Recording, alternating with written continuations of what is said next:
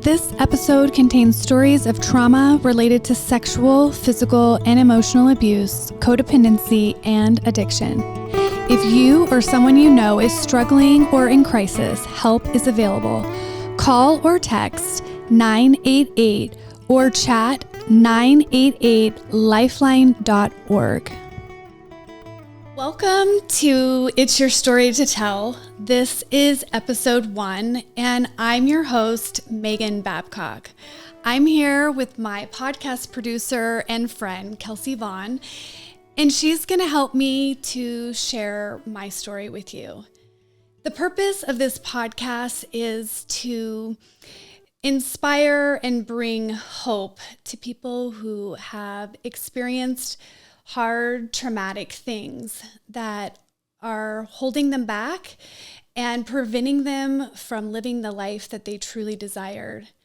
So bear with me today as I am sharing my story with you and how I went from being in a place that was stuck to creating and living the life that I desire, and now really being able to give back to others in hopes that they're going to find freedom and becoming all that they want to be. So thanks for joining me, Kelsey. Oh gosh, thank you so much for having me or inviting me. It's interesting, since normally I'm on the other side of the camera, and now I'm getting a little payback. I get to be on the side of the camera. But Exactly. All those times when you're telling me smile and look normal, now it's your turn. Yeah. No, I'm really honored to be here with you and to be a part of your first podcast episode and get to introduce you and to help everybody, know your story. And I just know in the time that I've known you and gotten to know you, honestly, so I know we saw that post the other day that said, tell your friends how much you love them and make it awkward. And I love that. But I really you've become a very important part of our circle and our family, and have gotten close with Emmeline, my daughter, and my husband just really appreciates you. And anyways, I'm going off on a tangent, but yeah, no, I know your heart, and I know how much you want to help others, and I know how much you're going to be able to help others. And I know that we just have to, get your story out there. Okay, so I guess first question, I know a little bit about this, but I know everybody else wants to know about this, is have you always known that you want to be a helper and, help people have better lives? Yeah. When did that start? So I think that as far back as I can remember, I wanted to help people, and I know that it's documented in my baby book from a young age. My mom asked me, "What do you want to be when you grow up?" And I was about 5, and I answered, "A nice nurse." And here I am, 20 years of being a nurse. And while I'm been in many different roles throughout those years, it's always been about helping people.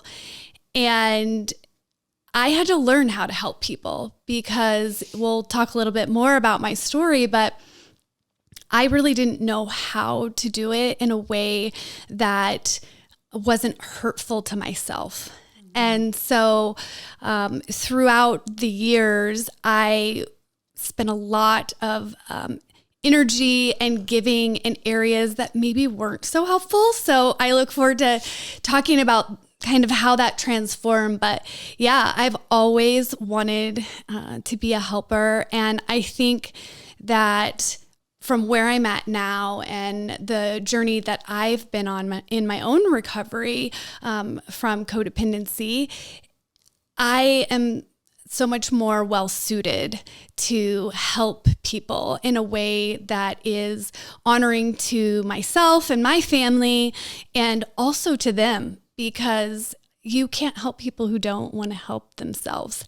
And so I have a lot more discretion now on where I use that gift. So yeah, I've always wanted to help people, and I have a heart for people, and that's why I want to share my story, because I spent a lot of years feeling alone and stuck and not knowing how to move forward, and ashamed and not wanting to really be honest. And I just want to create a place where people can talk about the hard things and not be judged, and find true love, support, and connection.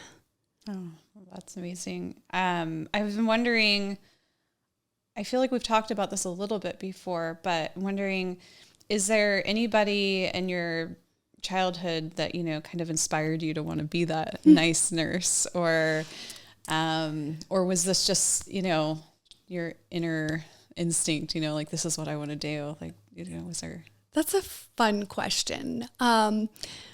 And when you were asking that, I was thinking about a memory when I was really young and I had some sort of allergic reaction, and I broke out in hives and I was having trouble breathing. And so my mom took me into the doctors and they gave me shots, probably Benadryl or a steroid, something to help with the allergic reaction. But I didn't feel like the nurse was very nice. In fact, I was kind of resistant to this nurse and fighting back against the shot. And I think I said some things and I really embarrassed my mom because I needed to have blood work done. And she was like, I will not be taking her. They wouldn't do it in the office. And my dad had to come from work, pick me up, and he took me to get my blood work, and he was so good with me of like helping to calm me, because I was really afraid. This nurse was like coming out with me with needles and not really telling me. How old were you? Do you remember? No, I think I was probably around the same age as I said I wanted to be a nice nurse, probably 5, 6. And my dad actually had me do Lamaze breathing. Oh, wow. That's impressive that he just like help calm my nervous system. And I was able to get my blood drawn. And I thought, I don't want other people to experience like that traumatic. So I think it was kind of a mix between this nurse being not very nice, and then seeing how my dad was able to come along and like calm me so that I could do something that I needed to do for my health. That inspired me to want to be a nice nurse. Oh, well, that's a great story of something hard where something good came out of it. So true, right? Like that's the thing that we have to recognize, is that so much good can come out of the hard things. And while I've had a lot of hard things, I know that God makes all things good if you allow it. And he's been so faithful.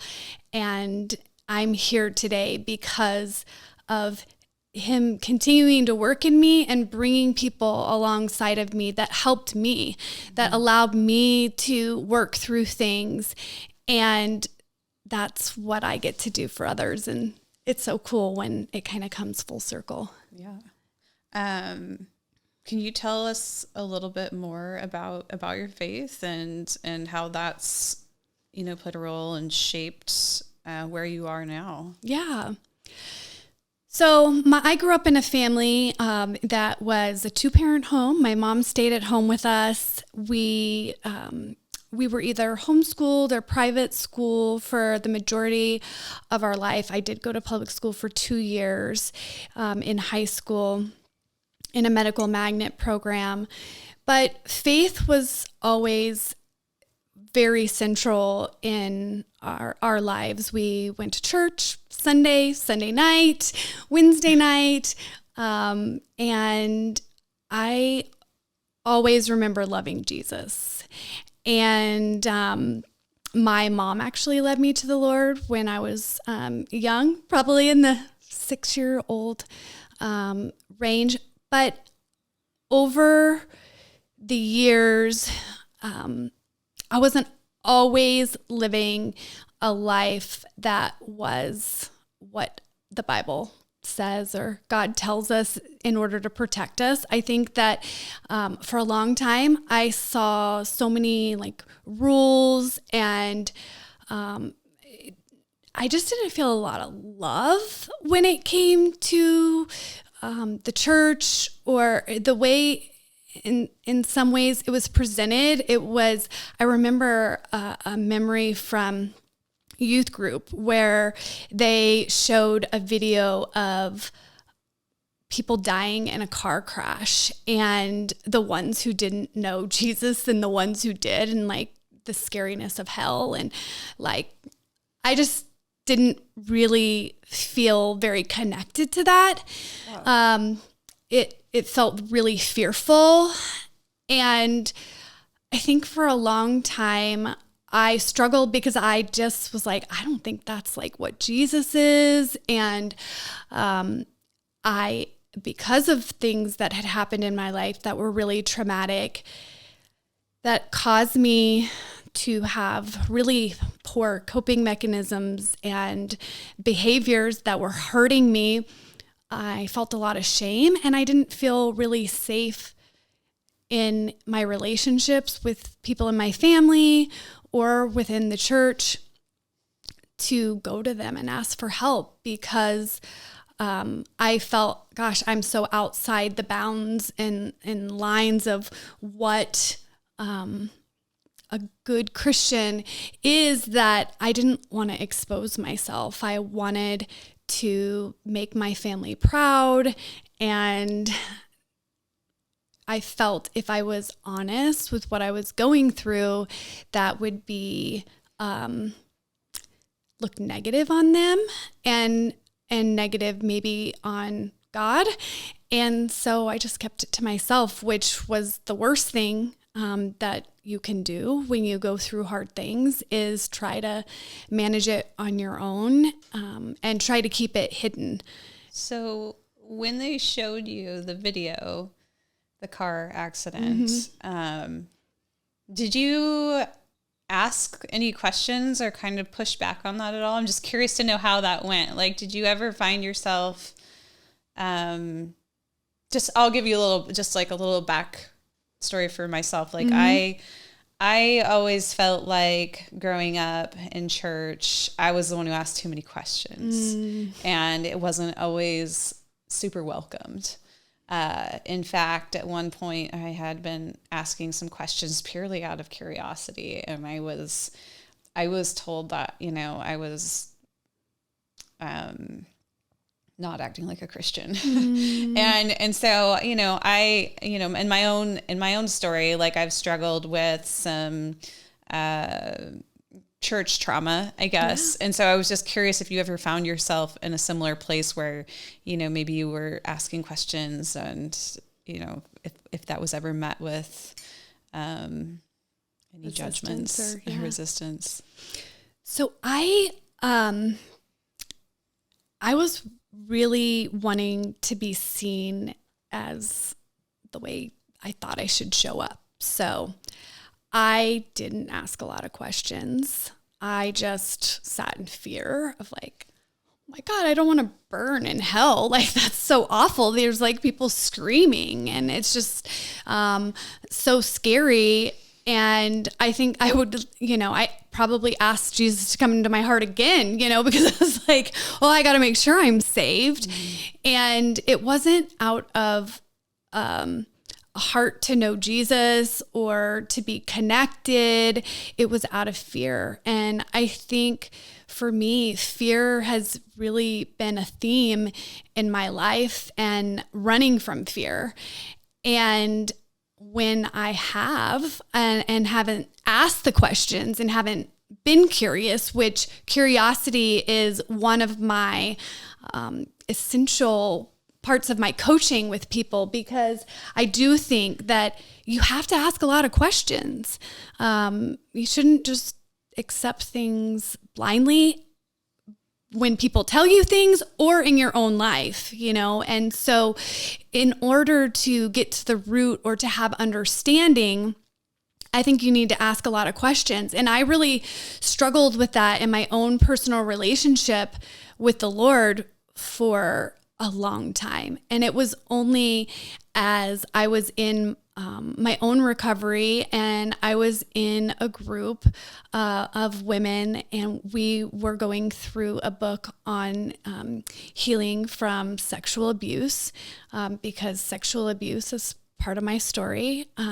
There were things that were inappropriately done to me at a young age, and that led me to be in places that put me in very unhealthy relationships and continual exposure to more and more trauma, and a rape in high school. And a lot of my inability to go and ask for help was out of fear of not being a good Christian, or being thought of poorly, or I wasn't in the right place, or, God says you shouldn't have sex before marriage, and here I am, like I'll never have a good husband. So trauma creates beliefs and narratives that, when you're not aware of them, they just dictate your life. Like what you think and believe becomes the life that you live. And I remember as I had started the process of confronting some of those things, vulnerability, like me being here for this podcast and sharing this, is not something I ever thought I would do. It's something that I even struggle with today, because there is still that fear that will come up, that people will judge you, they won't love you, you won't have good relationships. And I have to speak truth to myself. But I remember coming home from one of those meetings, and it was where I first started learning about the power of sharing your story and letting others be there with you. The other part of my coaching, I think that's so important, is community. And because trauma happens in relationship, and so it has to be healed there. And being able to share your story and seeing people not judge me and love me and feel sad for me. I mean, I didn't even know how to have compassion for myself, which is the third key in my coaching, is compassion for yourself and for others, because hurt people. And I remember driving home from that meeting, and I was hoping that my marriage would be saved, and I had been praying for it. And I was really mad at God, because I remembered the scripture that I will not say it exactly, so this is my paraphrase, but where that when you pray for things that are in line with his will, that he's going to give them to you. And I'm like, I am praying for my marriage and I want it to be saved. And I feel like I'm doing all the right things, and it's not happening. And I had never been honest with God about being angry. And because I thought that is so disrespectful. And you should just, forgive 70 times 7, just keep going, keep, praising the Lord and believing, and it'll happen. And I just finally said out loud how angry I was, and like, why are you not giving this to me? And almost audibly, I heard him say, because I am not an abuser. I'm like, what does that mean? I'm not an abuser.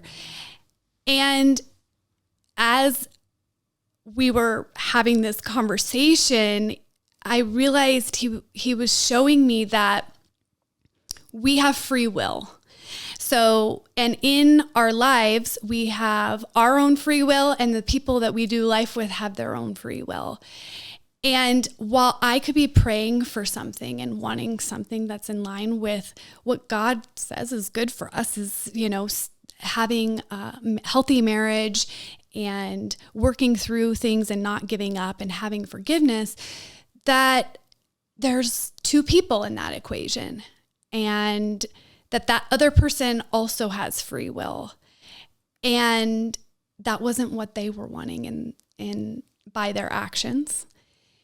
And it was really convicting to me, because the Lord allowed me to see that me trying to pursue something and force something and want counseling and all of these things with my husband at the time, while they're all good things, because I was coming from it of a place that I wasn't giving him space to be who he was and what he wanted in his life, I, in effect, was being abusive. And that sounds probably crazy. You might even be thinking, like, abusive? How does that sound abusive? But abuse is just any time that you are wanting to force your will on someone else when they don't want it. Yeah. And I, at that point, had so much freedom, because one, I could trust God again. He wasn't there to control or manipulate. He just wanted a relationship with me, and he allowed me to choose it. And I think in that moment, I had so much clarity on my part of my marriage also not working, and the things in my relationships where I was being codependent and forcing things on them that they didn't want, and I needed to focus on me. Yeah. So it's really interesting as I'm listening, and I'm, sorry, need to clear my throat. And, in conversations we've had before, but it's, I hear like one storyline kind of taking place where maybe the church was in some ways traumatizing, but then also, God is where you draw your strength. Mm-hmm. And so it's kind of like, I'm just curious to know, was that the transition point in your life where maybe you realized there was a difference between what you were told to believe or told to do growing up and then what God actually wanted for you? And like, I'm just curious to know, like, so at what point in your life do you feel like you transitioned your relationship with God, like kind of went from being fearful and feeling like you couldn't ask questions and being disrespectful to being able to go to him and feel safe with anything? Was that like that moment when in the car? Yeah, I think it was. I had always looked to God and worship to help me through hard things. Music for me, and like the words and the encouragement and the hope, like I clung to hope that even with hard things, like I was a big dreamer, and I thought that anything was possible. Like God created this world, anything is possible. And I clung to that. But in that moment in the car was the first time that I had really been honest with God. And I think that because I was starting to be able to be honest with others and with myself, that my perspective began to change. Like vulnerability and being honest is absolutely the starting point for transformation. Yeah. Like if you don't have self-awareness and if you can't admit where you're at, then I don't think you can really truly find freedom and move out of it, because I was going through life trying to do all the right things, look the part. You know, if you, I was always at church. I was in the Bible studies. I volunteered in the nursery and in children's ministry.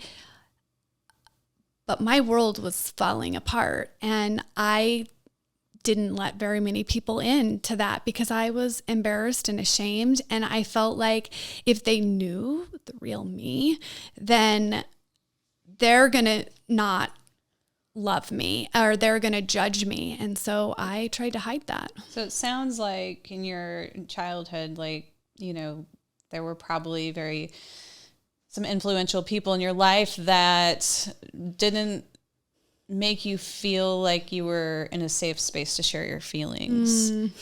Was there a defining moment like in your childhood where you had big feelings about something and they were shut down or turned away? Like, do you think that there was something that really impacted you feeling like you couldn't share your feelings about things? Yeah.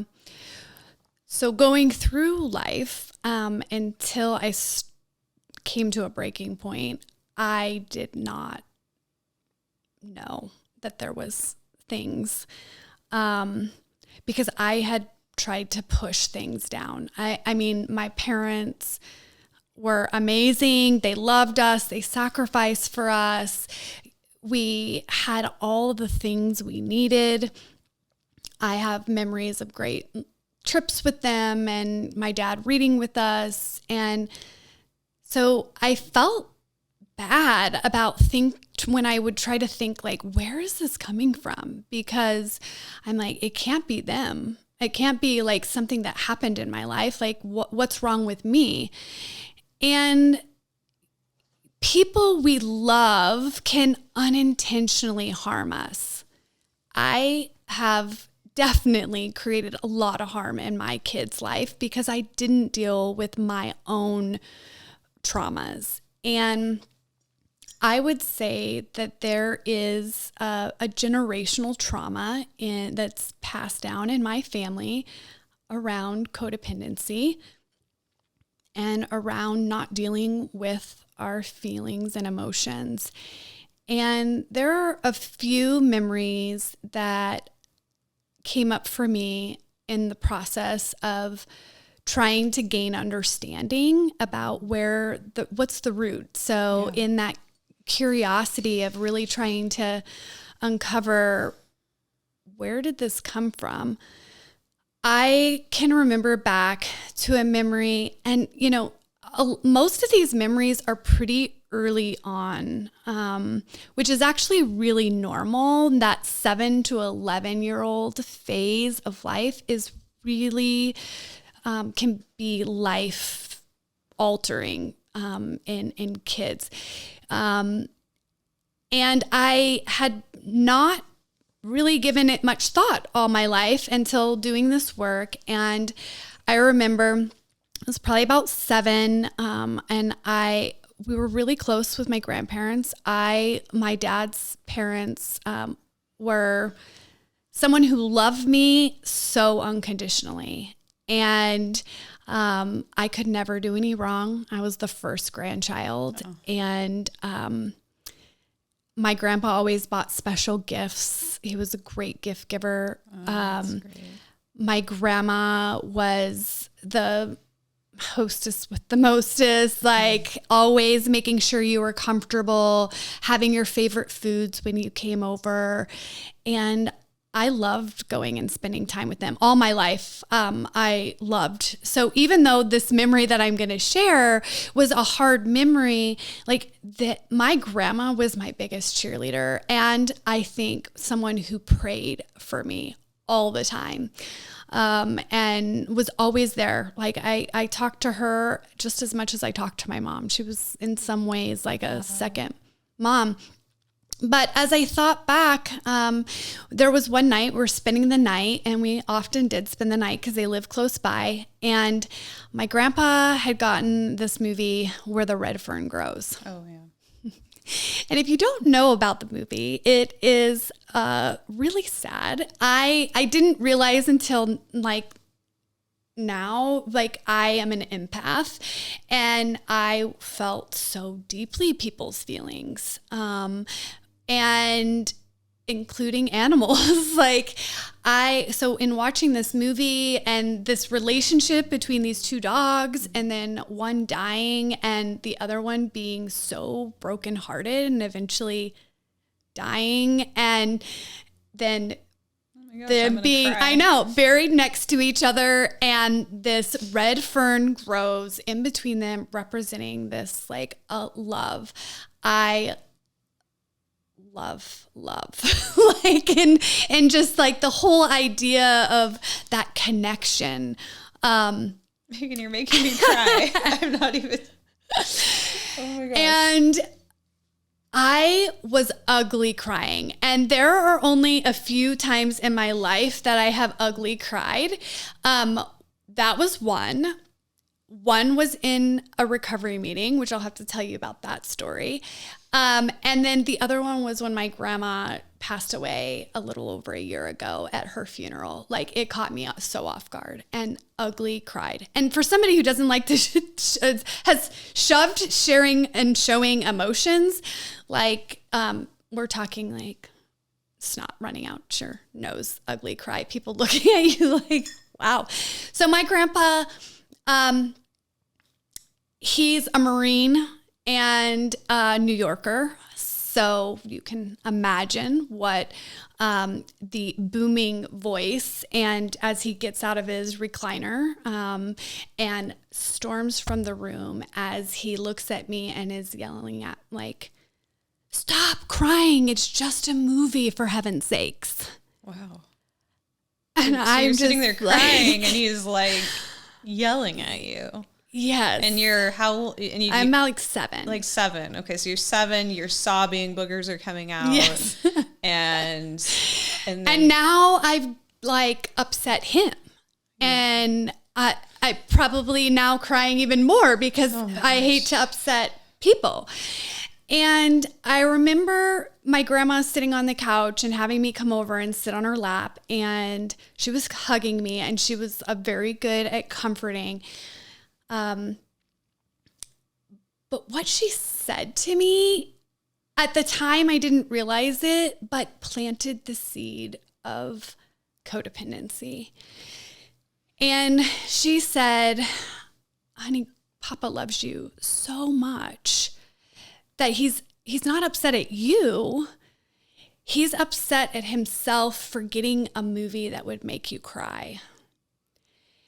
And in that moment, I was just sad that I had made him feel so bad, because all I wanted was, like, if I'm crying, like, comfort me, give me a hug. Like, I can get through this. But he couldn't handle the emotions because of his own. It's like it triggered some sort of inadequacy in him or something, like. And my grandma was a really good codependent. She, and codependency, you typically think of being in an addict type relationship. That was not the case with my grandma and grandpa. My grandpa was not an alcoholic or any of those things, but her dad had been an alcoholic, and she was a peacekeeper, and she would do that in ways that didn't allow for expressions of feelings. And then my grandpa, I can understand why they learned this dynamic. He couldn't handle people being hurt and upset. And so at that point, I stopped sharing my feelings and emotions. And I became the strong Megan who could take on anything, who wasn't going to let anybody get her down.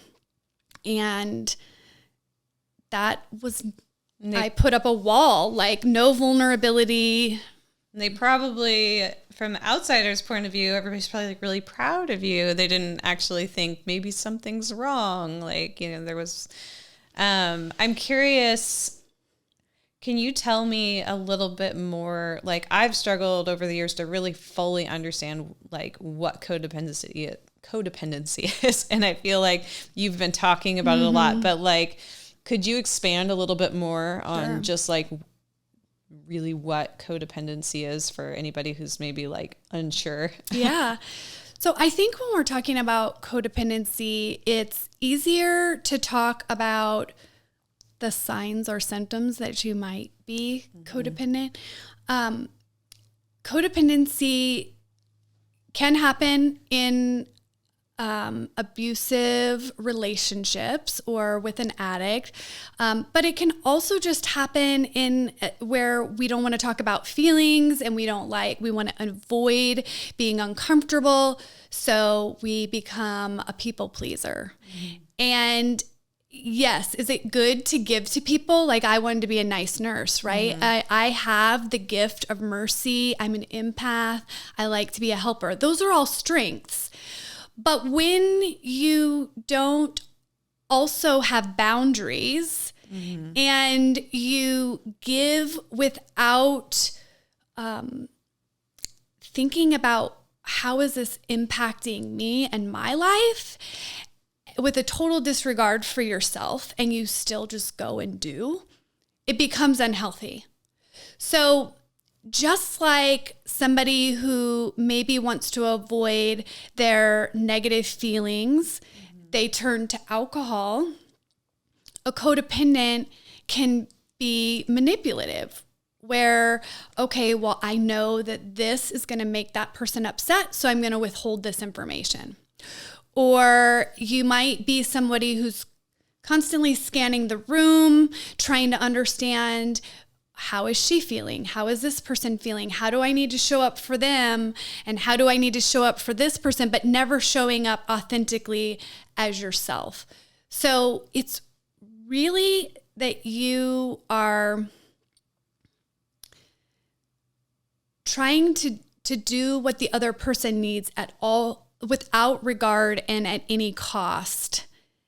And in the process, you could be hurting yourself, causing damage with your family, your kids, which for me ended up happening. And so you get in these relationships, and I think the root of that is because, one, I couldn't be honest with myself and my feelings, but I also didn't feel worthy. I had a lot of shame, and I was afraid if they knew who I really was, then they're not going to like me. So I'm going to show up the way they want me to show up. I don't know if that's helpful. No, it's me. I'm the problem. I'm the codependent. Yeah.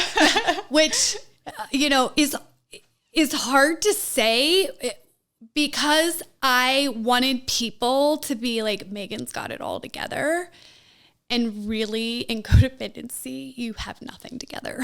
Like, you're a disaster. And it's just a matter of time before the wheels fall off, which did indeed happen to me multiple times. But it wasn't until like 7 years ago where I was like, okay, I'm part of the problem here. Before, because of the things, the sexual abuse and even, things within the church, I felt like a victim. And when you're in a victim mindset, you can't see that you have a power to change and a power to change your life. And so you're just like going along with whatever comes your way. And it wasn't until I started realizing that I don't have to live like this anymore. I could do something different. I didn't know where to start. I didn't even know, I want to tell you about my first recovery meeting because I think it highlights codependency like so well. I had a friend, and she's actually going to be a podcast episode 3. Oh. So Shelly is her name.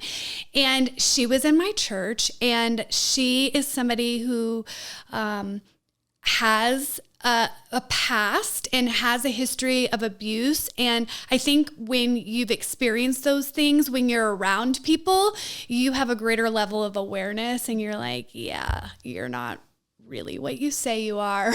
Like, I have a sense that there's something more going on. And she was always just so loving and non-judgmental.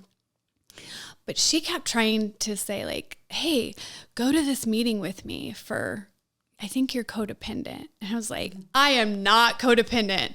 Look at me. I'm successful in my work. Look at my cute kids. You know, we're perfectly dressed on Sunday. Like, I'm not one of those.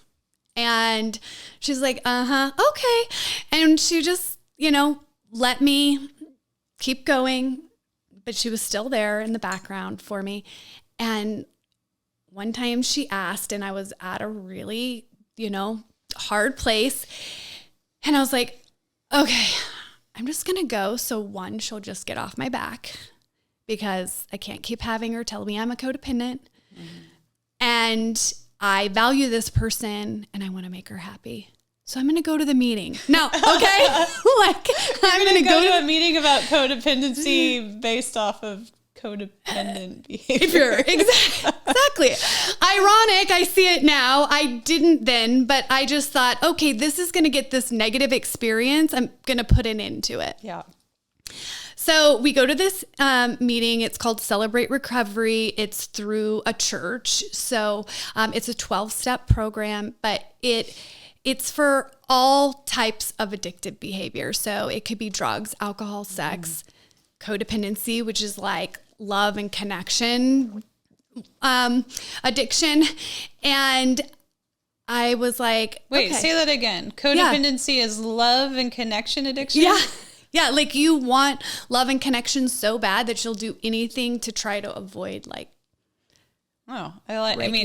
don't like that. Like it's a good thing, but I have never actually heard it said like that. So thank you for that. Yeah. Cause codependency is an addiction. It's addiction on having people like you and think that you got it together or whatever.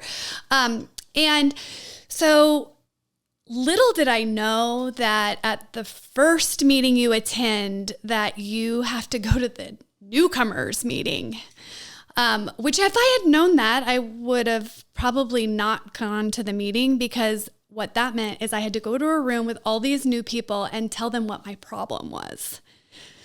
But I didn't have a problem. So I was like, what am I going to say? Like, I'm just here because my friend was like telling me I needed to be here. And so being a good codependent and being a good achiever, people pleaser, I was like, there's no way I can get out of not going to the newcomers meeting because they'll all know. Yeah. So I'm going to go so I can check the box of achieving that I followed directions. And, but I'm going to sit like where hopefully we run out of time so I don't have to introduce myself. So everybody else is going around the room. They're sharing their name and what is their issue. And I just being honest, like I have been a very judgmental person of addiction and like, wow, they're really messed up. Like they're on drugs. Just get your life together. Just say no to drugs, right? Like it's just that easy, right? Yeah. And as I'm sitting there, I just became so aware that I was just like them. It wasn't drugs or alcohol or sex or food, but I was running from my own negative emotions and I was using people, relationship. That was my drug of choice. Perfectionism. That was my drug of choice. Like making sure my house was perfect, making sure my kids looked cute, making sure my pictures displayed this false reality. And that was my second time that I remember just ugly crying with these group of people. And that was when I said, hi, I'm Megan and I'm a codependent. And I could hardly get the words out. And I had to look at them and say, and I need to ask your forgiveness because I've sat here and judged and thought less of because your life didn't look perfect. And mine may have looked it, but it was just as much a mess. And that is where I started on my journey. And in finding other groups, the one that I was sharing with when I was driving home, I still was trying to save my marriage though. And it wasn't until I just couldn't deny the state of my reality that, there were little steps that I was getting closer to being able to be honest with my reality. But I still was holding back and holding out hope that maybe it could be something different, even though all signs point to no, it's not going to be. And you need to learn how to have boundaries. And it was really hard when I was faced with the reality that I had to make major changes in my life and that I was passing down the same thing to my kids. And I had not allowed them to experience their emotions.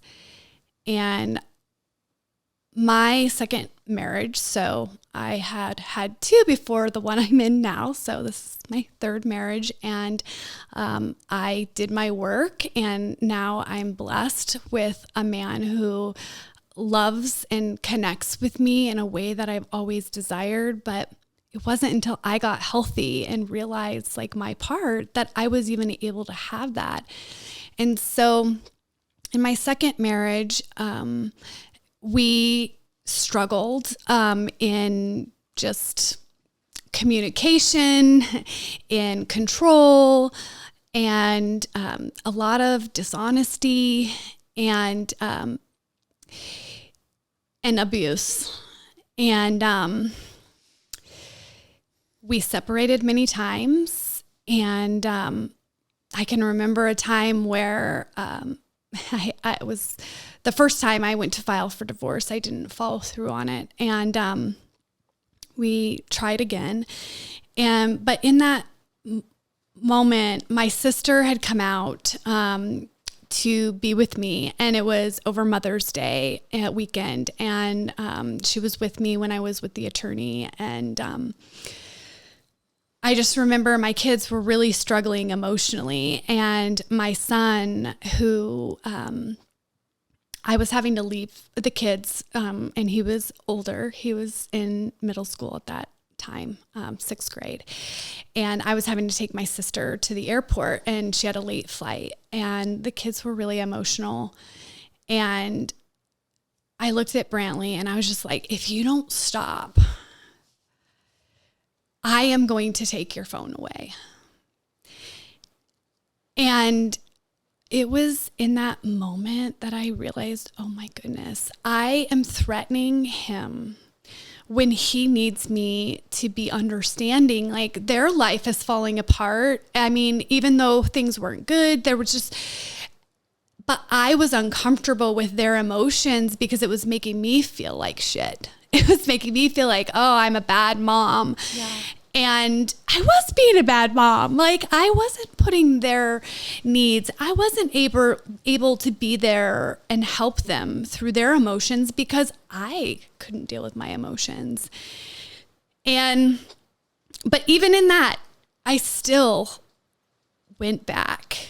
And I think it's so hard for people to understand the cycle of abuse and why people don't get out of certain relationships, and until you've been in it and realized that what happens in your mind, you really can't even process. When you have trauma, you can't accurately process what's going on for you.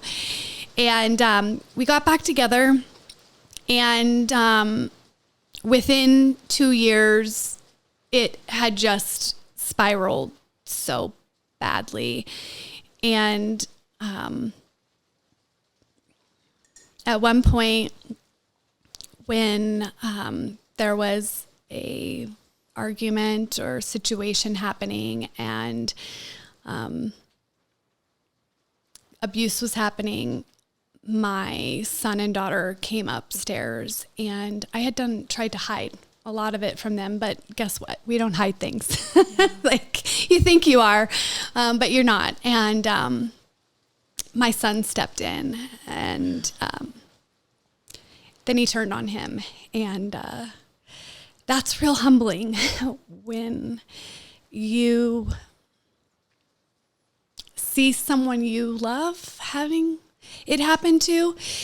And I knew from that point on, I couldn't continue to not choose them. And because DHS got involved, I was so fortunate when they came. Julia was my angel. She was a domestic abuse advocate, and she came, and I don't know that I would have been able to get out of my situation if I hadn't had that support. Even though, like, my family were there, like my sister showed up at one point, my mom was always there trying to help me with things. My parents had helped financially with things. But what she helped me with was to unravel all of these false narratives and the beliefs. And I would literally call her and say, this is what's happening. This is how I'm feeling. Like, wow. What's the truth? She sounds like an incredible person to have had as a safe place or safe space to reach out to. And that's incredible that you had her. Oh, yeah. I mean, and I think as I've gone through all of these recovery groups and having her, all of it is important, right? The community, the vulnerability, having, the awareness that something is wrong, but she really helped me take action. And so for me, that is why I'm doing what I'm doing, is because, one, I'm going to talk about my story. I'm going to talk about my family story. Like, my trauma created trauma in my kids, and they had their struggles. My podcast too is going to be my son, Brantley. And I'm going to get emotional because I am so proud of how he has gone through his own recovery. And I can't wait for him to share about that. But, when you don't get help, you become the hurt person who hurts people. But figuring out your way forward when your mind is so unhealthy and really self-sabotaging, destructive, you need somebody else to come alongside of you. And so that's what my mission is now. I've left the corporate world, and where I had so much success, and I'm choosing this ministry to be able to bring awareness to so many different stories, because no trauma is the same. And there's so many different ways that you can have childhood trauma, generational trauma. I mean, trauma can be passed down just in your genetics now that we know so much more about epigenetics and things. So I'm hoping, like, even on this podcast, it's just like people sharing so that we can just destigmatize the effects of trauma and realize that, like, whether it's drugs, alcohol, sex, whatever you are using to avoid what your experiences or your trauma has been, that there's hope. that you, with the help of others and in my personal opinion, God, but I respect all people and where they're at in their journey. But it starts with you. Like, you have to do the work. Yeah. I think that you're totally right, about that. I think that the best thing that we can do for our children and our children's children and future generations is do, like you've said, get curious and start healing and tackling things. So what point after you left your second marriage did you kind of have your aha moment or did you start to feel like I'm needing to do something different? I mean, aside from the marriage part, but like, with your ministry or your career path, what you're doing, like when did you start to develop, what you're doing now? Yeah. Like when did you start that seed? When did you plant that seed? Yeah. Well, it's just kind of been organic as I've just taken like, what is the next step that the Lord has for me?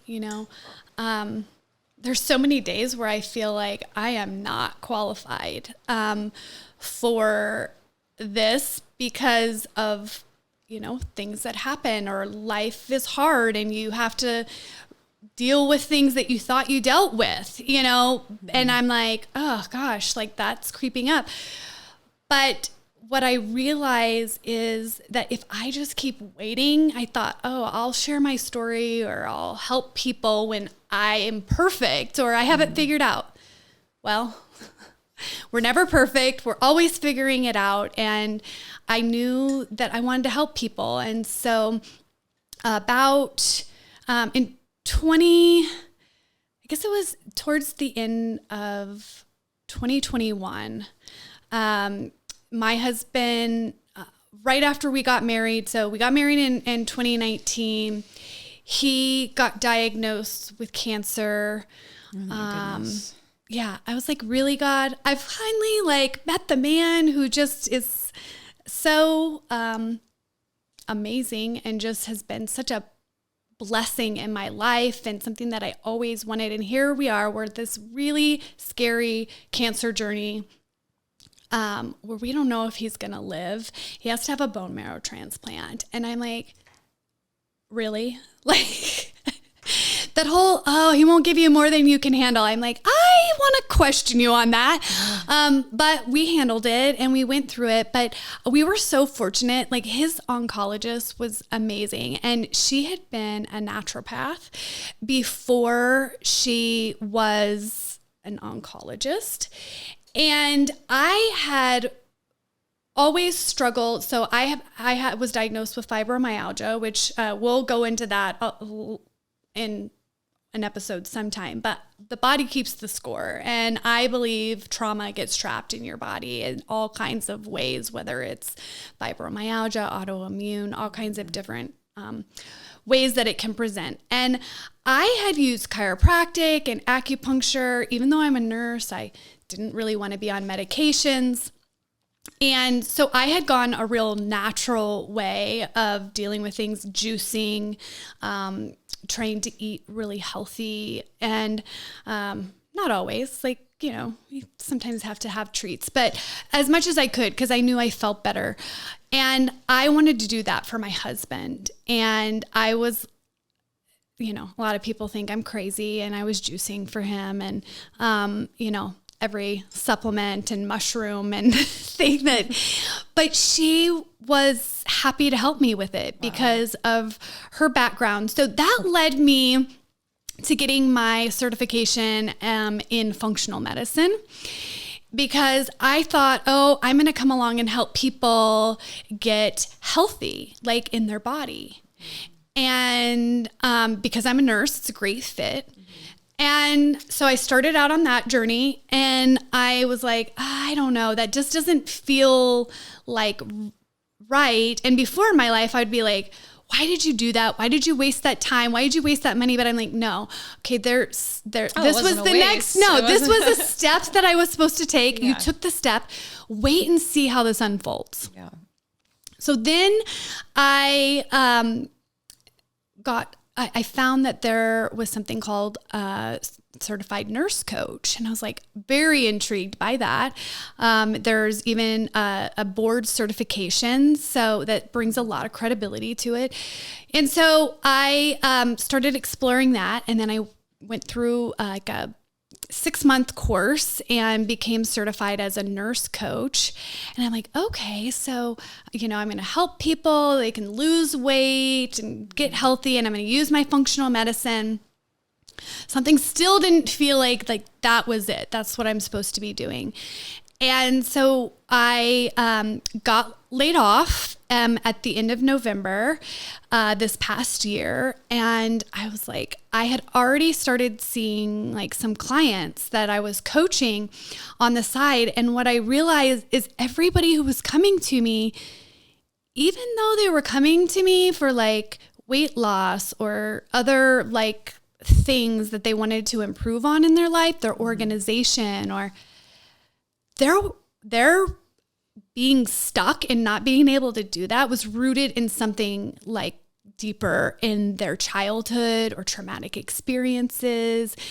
And I started thinking like, oh, there's something to this. Like, if we really want to help people get healthy and mind, body, spirit, like we have to start dealing with trauma. And I was like, oh, and you've had a lot of trauma and you've dealt with it and you've moved through it. And even my own fibromyalgia journey, like it's all encompassing of my nursing experience, my functional medicine experience, being able to speak and talk to people. That was my corporate background.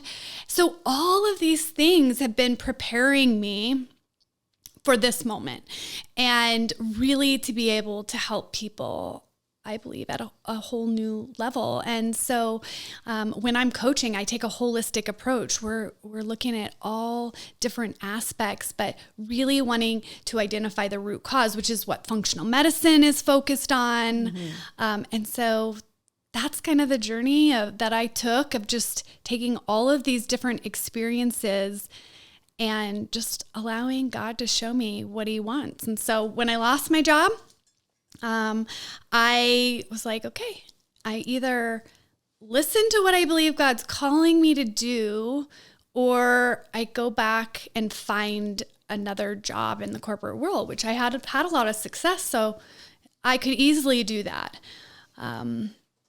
And it was a hard transition for me because just like I was saying, you deal with something and you think, oh, you've overcome it. Well, for me, my job and my success there gave me a lot of value and self-worth.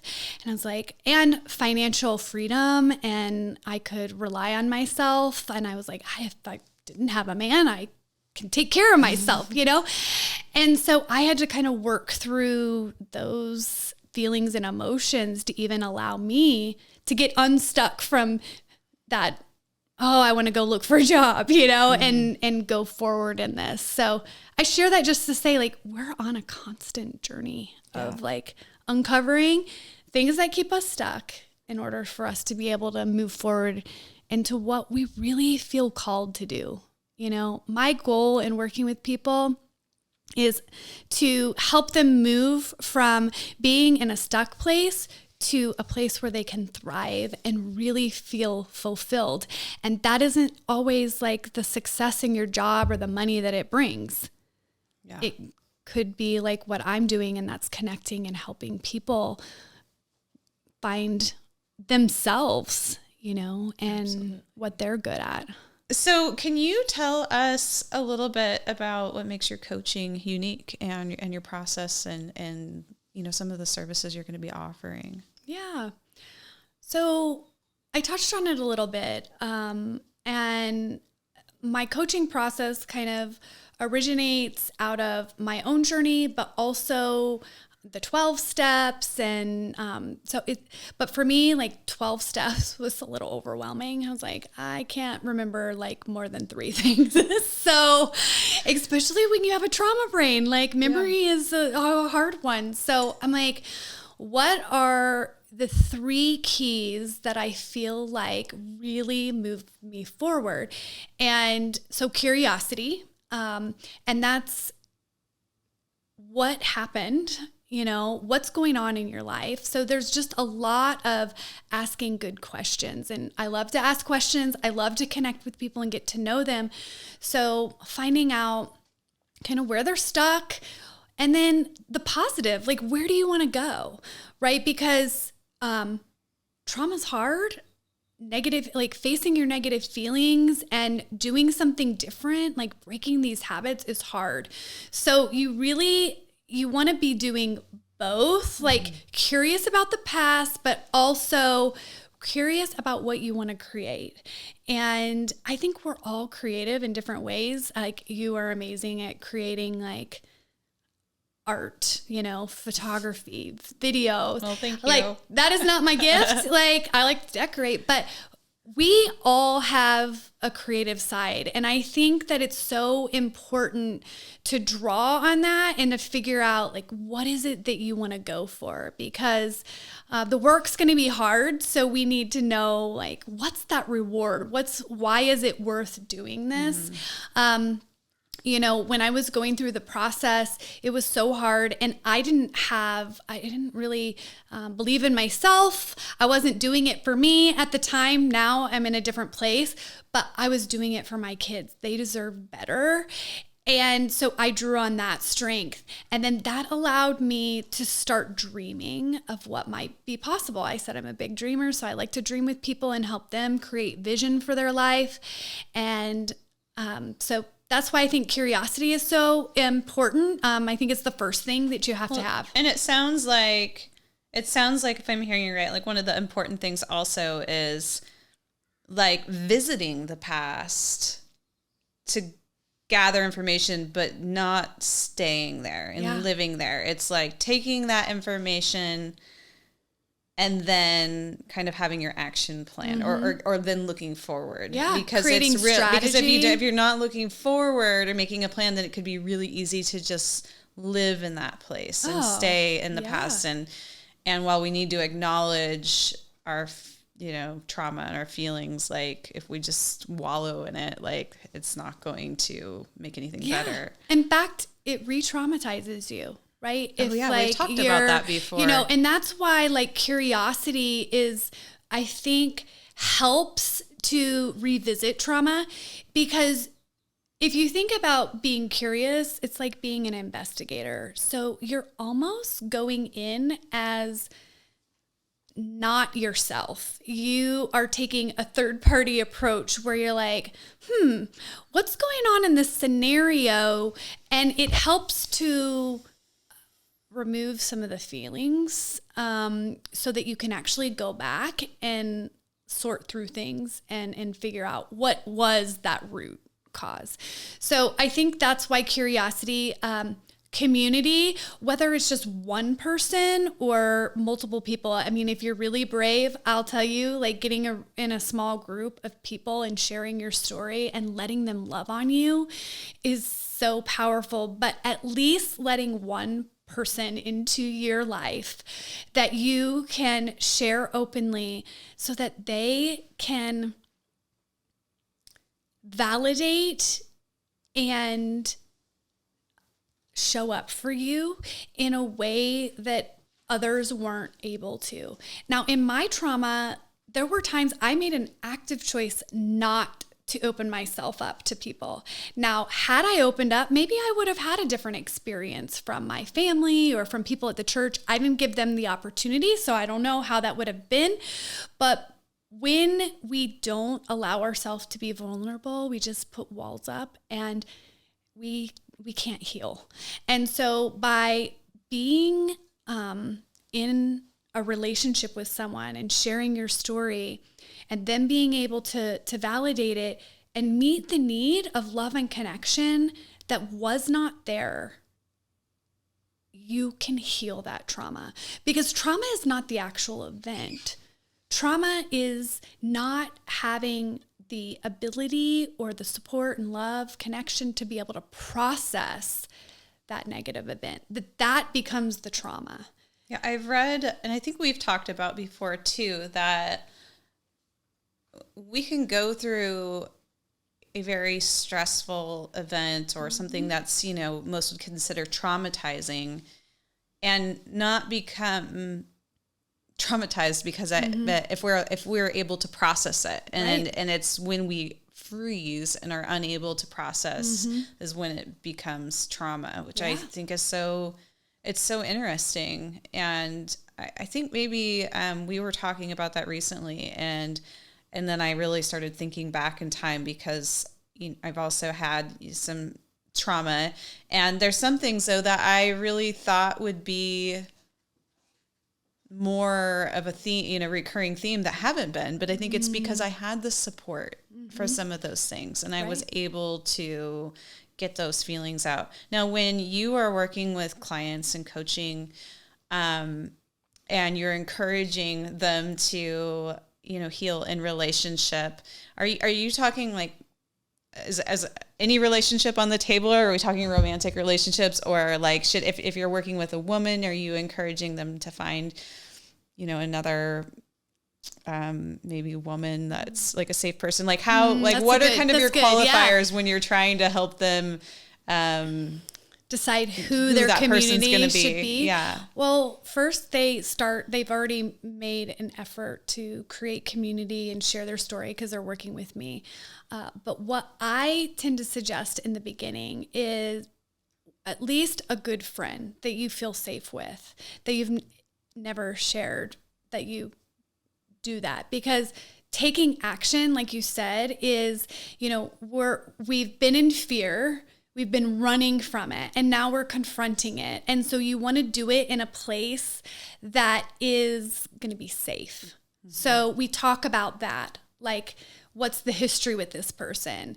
Are they part of your trauma? Like my kids, when we were working through stuff in their lives, like I'm not the one who's going to bring them freedom because I created trauma in their lives. So that I'm not really, even though I've changed, their experience of me is still traumatic in a lot of ways. And so they have to have others. So knowing that, talking to them, if they're willing, I really think getting a group that is specific to whatever your issue is. If you're a codependent, being with someone, if abuse, be with someone, because they know what it's like. And you can rely on them to help you navigate. Like if you've seen that they've been able to move their life along, like I trusted Shelly because she's been able to have proof that she's been moving her life forward. It's not always perfect, just like mine's not always perfect, but you see that they're moving forward. So you don't want to get like in a relationship. I had friends that we would talk and ruminate and hate on and we weren't moving anything forward. Yeah. So you want someone who's also willing to challenge you, which can be hard, because that's one of the things I love about you. Like you will be honest with me and say like, hey, what are your thoughts on this? Or would you consider doing this? And because I trust you and I feel safe with you and I know your heart, I'm like, I don't go into a defensive mode. Well, right? I'm able to do it. I'm able to do it because I feel safe with you. Right. So that's the important. And honestly, it's been a journey for me to be able to be a little bit more bold and have the confidence, to maybe make suggestions on things or be vulnerable because I spent so much of my life stuck in that freeze mode from trauma and feeling, that imposter syndrome and feeling like I wasn't good enough. And, a lot of that stems from, like I said, my own trauma with being bullied by girls and, well, it's not my story, but yes. You are going to be in the hot seat. Maybe for another day. But yeah, so I am just so thrilled that we get to work together and that we get to be friends and well, and I just want to say help others. The third thing is compassion, right? And but what you're showing but what you're showing is that safety and that compassion, and when someone is loving and kind, like how much easier it is for us to open up. And then when they're compassionate with us, we can be compassionate for ourselves. You know, one of the things with most people who suffer with trauma and are people pleasers, perfectionisms, which are just the effects of having a trauma, is that they're very critical of themselves. There's so much negative self-talk, so much shaming, that when you start talking about self-compassion and speaking truth to yourself, it's so foreign and not easy to do, that by having it modeled, and that's again, community, someone modeling it for you, giving it to you, gives you an example of how you can do that for yourself. And so that's just, I thank you for sharing how it goes both ways in our relationship, and how that compassion is such an important part. Well, and I think that, part of it is too, is, since the first time I met you, I felt like I'd known you for forever. And I just, felt a strong connection, but, I think of some of that is really rooted in, well, maybe, but possibly our history of trauma, but then also, we're both empaths and have some similar personality traits. Right. And we both have always felt this strong desire to help others. I can remember being young, going to church, and, well, a lot of times I was actually home when I was praying, but if I go to church, coming home and praying and just, God, like, what's your plan for me? Like, use me. Like, I want to help. Like, what can I do? Like I was the youngest and always kind of felt like I was just like the odd man out, with older siblings, and always I just wanted to help. I just wanted to be, able to make a difference. So we were just getting ready to, we were talking about compassion, close ourselves out, and self-compassion that was what I was going to say. It is hard. I, have been going on my own healing journey, and that I've been seeing a counselor who is also kind of like a coach prior to meeting you. And, at the end of a lot of our sessions, we do EMDR sessions, and he'd always, I want you to say something good about yourself. And there's a lot of that. He's like, come on, there's got to be something you think is good about yourself. Yeah. And it's so strange that it's so hard to say something good about yourself. But, when maybe you didn't hear a lot of good things in your life, and then you have confidence issues. And so, but I've gotten so much better at, I feel like it is a compound effect. We talked a lot about the compound effect, and it's like small things, even if it's, in a whole year, if every day, or even if it's once a week, you say something nice to yourself by the end of the year, like, so let's just say it was once a week. That's 52 times you said something nice to yourself that maybe you never did previously in your life. Yeah. And then when you start having that self-compassion, it rewires your brain, it rewires our nervous system. And so I'm so thrilled about what you're doing, and helping people break this generational trauma cycle, and it's just very exciting. We're doing it. We're doing it together. Well, okay, it's so great to be so aligned on this, and I'm really excited. So, and then I think I remember that you also have a guide, like a starting guide. Yeah, so you can get on my website. It's a great place to start. It's the Inner Child Healing Guide.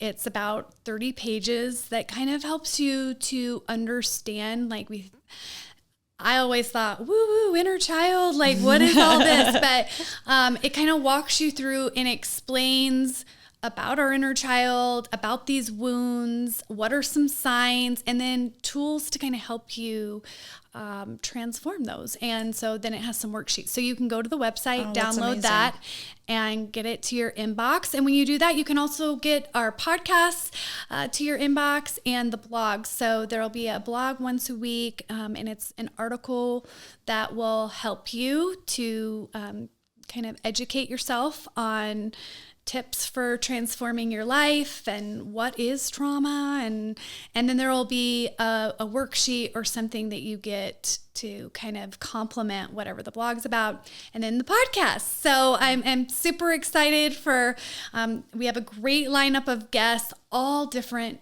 experiences, from deaths of children, spouses, close family member committing suicide, infertility, adoption, like all of these things, you know, there's hard things that we have to navigate. There's going to be some really hard stories. Yeah.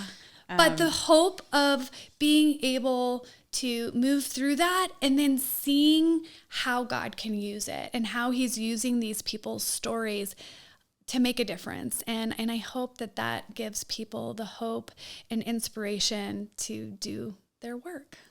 Well, Megan, thank you so much for sharing your story and being vulnerable today. I'm just really excited about the work you're doing and all the women you're going to be helping. It's just really, really exciting. Well, thank you for being here with me and making it a lot easier for me to tell my story.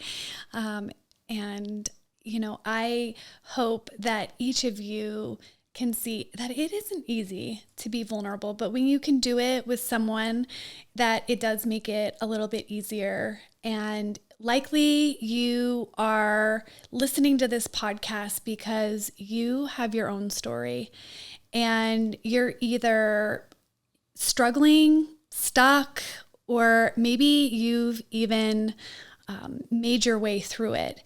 And I'd love to hear from you. So reach out. I'm always looking for people who can share and be on my podcast. But also I'd ask you, if you know somebody who's struggling, who could use the encouragement, that you would share this podcast with them, follow along on my social media so you can share resources with people in your life that could benefit. Thanks so much for coming along on my journey. I can't wait to share the stories to come. This podcast is intended only for educational, inspirational, and entertainment purposes. The purpose of this podcast is not to replace the counsel of a physician, professional coach, psychotherapist, or other qualified professional. If you or someone you know is struggling or in crisis, help is available. Call or text 988 or chat 988lifeline.org. New podcasts every Friday. Listen and subscribe wherever you like to listen to podcasts. If you're ready to start your own transformation journey, visit meganbabcock.com.